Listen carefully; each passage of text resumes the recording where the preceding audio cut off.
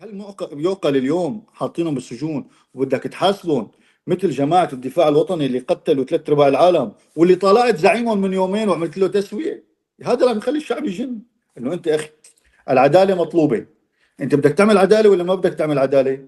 هل يعقل تترك عسكري تاخده تحكمه وتعادمه وتعدمه وتقتله وما صار له شهرين متطوع رايح يقاتل داعش، وضابط كبير صار له 14 سنة او زعيم ميليشيا قتل آلاف السوريين تتركه وبتعمل له تسوية؟ يعني هذا الشيء الغير منطقي. كيف هلا هذا الشيء اللي بخلي لك انه العداله مشكوك بامرها. هون بصير تقول لا، انا ما بقى اعمم، يا ما بقول والله كل ضباط المخابرات من رتبه عميد مجرمين يجب اعدامهم. لا اخي، اعمل لي محاكمات ويجوز يطلع معك مو كل عميد، بجوز يطلع معك ملازم ومجرم. اعمل هلا نحن بدنا نفرق. محاكمات. انا بدنا نفرق بين رايي، انا ممكن هلا حاليا وقاعد هيك ومرتكي يقول لك ايه بدنا نقتل من نقيب فما فوق، يجي الثاني يقول لك ملازم فما فوق، ولكن الخط العام او حاليا نحن اللي عم نشوفه انه في تسامح، وتسامح يعني ببعض الاحيان مبالغ فيه مثل ما عم تحكي عن الدفاع الوطني.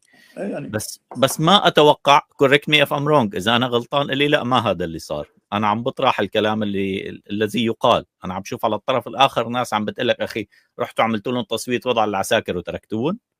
فيعني لما بقول انا جابوا اللي كان بالباديه عم بيقاتل داعش وحبسوه، واللي كان عم يقتل الشعب السوري تركوه، الناس عم بتقول لك او اغلبيه الناس عم تقول لك والله تركوا كثيرين اللي له علاقه واللي ما له علاقه.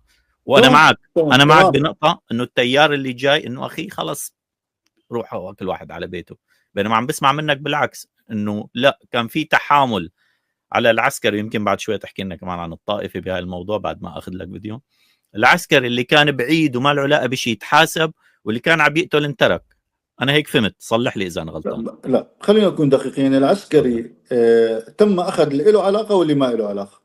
يعني حتى اللي عامل تسوية لم يثبت عليه شيء، واللي هو متطوع من شهرين اخذوه، واللي مجرم كمان اخذوه. اللي صار تم اطلاق سراح 10% اللي هن فعلا غير متورطين او المدنيين اللي اخذوهم بحملات الاعتقالات طلعوا لبيوتهم، ضل عندي 90%.